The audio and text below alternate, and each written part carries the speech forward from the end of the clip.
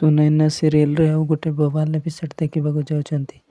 ବିବେକ କହିବେ, ମାମି ଯଦି ପେପର ଆଜି ଯାଏ ଆମ ହାତରୁ ବହୁତ ବଡ଼ ଡିଲ୍ ଚାଲିଯିବ।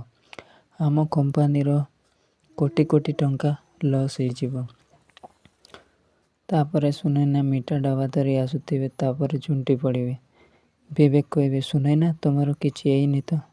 ସୁନୈନା କହିବେ, ଟିକେ ଝୁଣ୍ଟି ପଡ଼ିଲି।